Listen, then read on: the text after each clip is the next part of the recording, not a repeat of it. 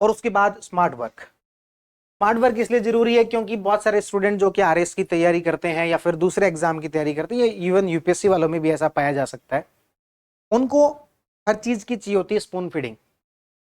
और ये तैयारी जो स्पून फीडिंग की है ही नहीं। इस तैयारी के अंदर कोई आप सोचो कि एक हमें बिल्कुल परफेक्ट एक नोट्स मिल जाए और उसमें से सीधे सीधे उठ के क्वेश्चन आ जाएंगे, ऐसा यूपीएससी में तो कतई नहीं होता। इसलिए आपको एक स्मार्ट वर्क करना होगा। मैं भी यदि आपको कुछ नोट्स प्रोवाइड करवा रहा हूँ, इंटरनल सिक्योरिटी की नोट्स प्रोवाइड करवा रहा हूँ, सोसाइटी की नोट्स प्रोवाइड करवा रहा हूँ, वो कोई परफेक्ट नोट्स नहीं होते।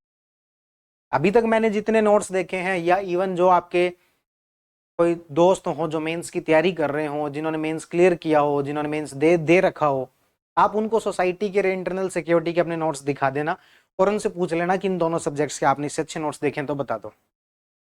उनसे अच्छे नोट्स मैं कह रहा हूँ कि आपको जो अभी तक के मार्केट में इन दो सब्जेक्ट्स के देखने को नहीं मिलेंगे, लेकिन परफेक्ट नहीं है वो। उसके अंदर वैल्यू एडिशन की अभी भी एक तरीके से गुंजाइश है। वो मैंने क्लास में करवाने के हिसाब से करवाए हैं, उसी को मैं अपनी तैयारी के लिए करता तो कुछ एक चीजें मैं उसके अंदर और ऐड करता, करंट में और ऐड करता। ये स्मार्ट वर्क का काम है। ये हम ये नहीं कह सकते कि हमने जो काम कर लिया वो एकदम परफेक्ट है, उसके अंदर गुंजाइश रहती है। और इसके लिए कहीं इधर उधर भागने दौड़ने की बजाय कोई हमें करके दे दे, ये करने की बजाय गूगल का सहारा लो। गूगल पर, चैट जीपीटी पर आजकल इतनी सारी चीजें मिलती है, उनका यूज करते हुए थोड़ा अपनी नोट्स को, थोड़ा अपनी पढ़ाई को एनरिच करना, उसको अपडेट करना, ये आपका काम रहेगा। स्पून फीडिंग इस तैयारी के अंदर बिल्कुल भी नहीं चल सकती। इवन अब तो आरएस भी ऐसा हो गया, आरएस के अंदर भी आपको स्किल्स सीखनी जरूरी हो गई है। अदरवाइज उसमें भी आजकल अब काम चलेगा नहीं। उसका ट्रेंड भी लगातार जो बदल रहा है। अभी तक मेंस का ट्रेंड बदला है, हो सकता है प्री का ट्रेंड भी बदल जाए, कोई बहुत बड़ी बात नहीं है। ठीक है, तो ये कुछ की क्वालिटीज आप अपने अंदर जो पहले चेक कर लें, उसके बाद में आप अपने जो मेरी बात है उसको जो वो सुन लें। लेकिन आपके मन में भी एक द्वंद्व तो चल ही रहा है, वो ये है कि क्या वाकई में हमें आईएएस की तैयारी करनी चाहिए या फिर हम वापस से आरएस पर लग जाएं। तो ये तो देखो, इससे प्रश्न का जवाब तो आप ही के पास है, क्योंकि आप ही अच्छे से जानते हो कि आपकी आरएस की तैयारी, आरएस के पेपर कैसे हुए हैं, आपकी इंटरनल स्ट्रेंथ क्या है, क्या आप वाकई में आईएएस वाला जो चीजें हैं उसको कंपीट कर सकते हो, क्या आपके अंदर कॉन्फिडेंस है या नहीं है। कोई बहुत बड़ी बात नहीं है, लेकिन बात अंदर के कॉन्फिडेंस की है। तो ये जो कॉल है वो आपको लेनी है कि आपको आईएएस की तैयारी की तरफ जाना है या फिर आरएस का सुधार जो है, जो पिछली गलतियां रह गई, जो हम आरएस में जैसा चाहते थे वैसा नहीं कर पाए, वो करना है। इन दोनों में से एक काम कौन सा करना है, वो कॉल आपको लेनी है। कुछ एक पैरामीटर मैं बता देता हूं, है ना, ताकि आपको कॉल लेने में थोड़ा सा एक आसानी हो। बाकी आपको फाइनल डिसीजन आप ही को लेना है, कोई आपके लिए दूसरा डिसीजन ले नहीं सकता।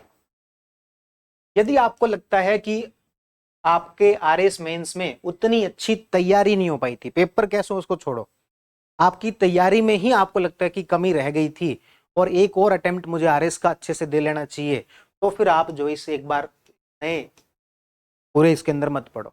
क्योंकि आरएस की वैकेंसी जैसी सुनने में आ रही, मुझे कोई नहीं पता, लेकिन जैसा सुनने में आ रहा है कि आरएस की वैकेंसी भी जल्दी आ सकती है, तो कहीं आप दो नावों पर सवार ना हो जाएं कि हम आरएस की भी तैयारी कर रहे हैं, आईएएस की तैयारी कर रहे हैं, एक्चुअल में कुछ ही नहीं कर पा रहे। इसलिए जो स्टूडेंट जिनको ऐसा लगता है कि उनकी आरएस की तैयारी में बहुत ज्यादा कुछ कमियां रह गई थी, तो वो स्टूडेंट एक बार जो यहाँ ना करें।